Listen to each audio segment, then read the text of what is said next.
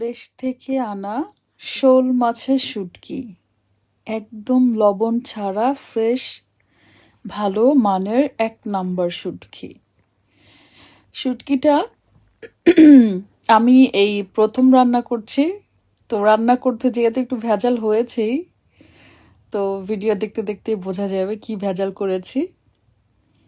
তো যাই হোক, আমি শুটকিটাকে গরম পানি দিয়ে খুব ভালো করে ভিজিয়ে রেখেছি, কারণ অনেক শক্ত, কেচি দিয়ে কাটা যায় না।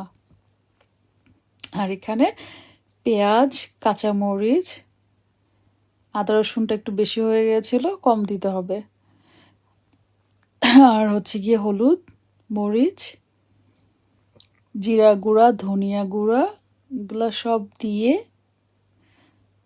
ভালো করে হচ্ছে গিয়ে মশলাটাকে কষিয়ে নিচ্ছি।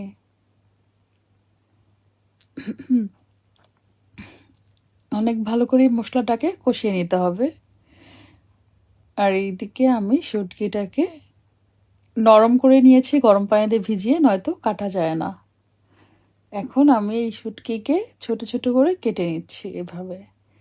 অনেক সুন্দর শুটকি ছিল, ভালো শুটকি ছিল, মনে হচ্ছিল একদম তাজা মাছ। রান্নার পরে মনে হয়েছে এটা হচ্ছে একটা মাংস, লাইক দ্যাট, এরকম হয়েছে ফিলটা। আমার ইদানিং এত পরিমাণ ঠান্ডা লেগেছে, মানে ওয়েদার চেঞ্জ হচ্ছে, গরম ঠান্ডা, হিটার সারলে হচ্ছে গিয়ে গরম লেগে যায়, হিটার বন্ধ করলে ঠান্ডা লাগে। তো এই জন্য ভালো করে কথাও বলতে পারছি না। তো যাই হোক বন্ধুরা, এই তো আমি হচ্ছে কি মশলাটাতে ভালো করে মাছটা দিয়ে কষিয়ে নিচ্ছি।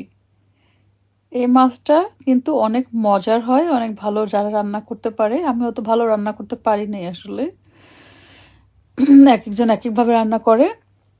তবে এটাও খুব সুন্দর রান্না হয়েছিল, অত খারাপ হয়নি। তো এখানে হচ্ছে কি আমি গরম পানি দিয়ে দিলাম। প্রতিটা তরকারিতে গরম পানি দিলেই ভালো টেস্টি হয়, টেস্টটা থেকে যায়, আর নয়তো কেমন যেন হয় ঠান্ডা পানি দিলে। আর এখানে আমি আস্ত কিছু গার্লিক দিয়ে দিলাম। এখনো পর্যন্ত হচ্ছে কি আমার শুটকিটা ভালো করে কষা হচ্ছে।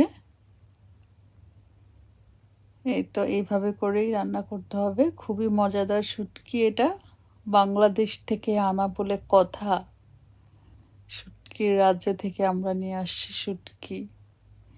এই যে যেটা আমি ভুল করেছি সেটা হচ্ছে এই লাল আলুটাকে খোসা সহ দিয়ে, আমার দরকার ছিল খোসাটা সিদ্ধ করে আস্তে আস্তে দিয়ে ছাড়ে।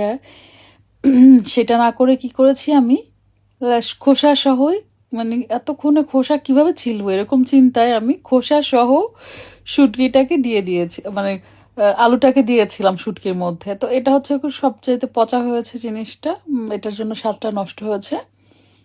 যদি খোসা ছাড়িয়ে দিতাম অসম্ভব মজা হতো। তো আমি আলুটা দিয়ে আবার কষিয়ে নিয়েছিলাম ভালো করে।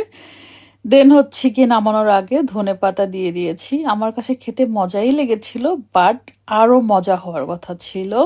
শুধুমাত্র এই আলুর লাল খোসাটা তরকারির কালার চেঞ্জ করে দিয়েছে, দেখতে ওরকম সুন্দর হয়নি। দেখেন, খেতে মজা হয়েছিল অলমোস্ট।